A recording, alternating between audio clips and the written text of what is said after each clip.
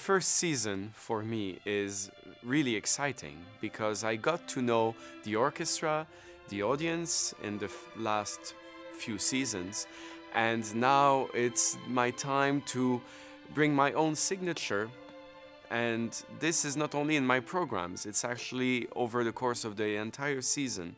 So we have, of course, some cornerstones of repertoire, which I'm especially happy to bring to the audience. There is the very first program to launch the season, which is the Verdi Requiem, to continue our series of Requiem, which we started 2 seasons ago with the Mozart and the Brahms. There's also Rite of Spring, because it's a tribute of the centenary of the premiere of that work in Paris, but it's also very important because Stokowski premiered it also in North America with the Philadelphia Orchestra.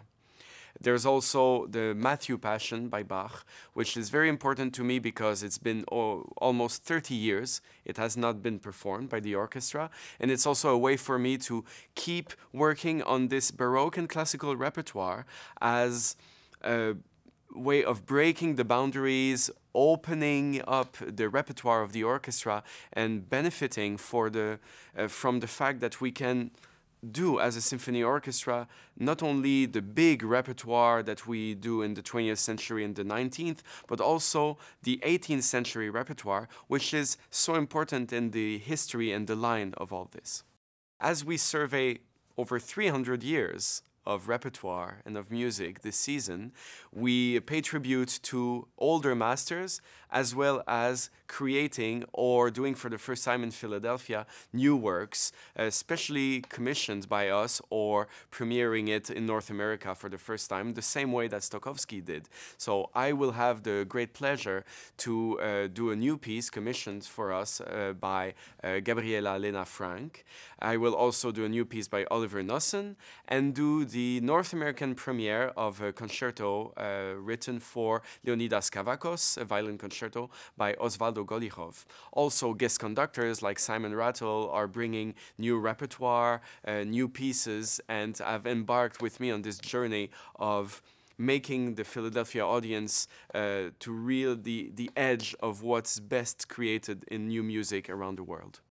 Exploring all that is available to us in terms of wealth of repertoire means also having different textures, different sizes of orchestras, and being more accurate to the way these pieces were first performed and the way the composers imagined them.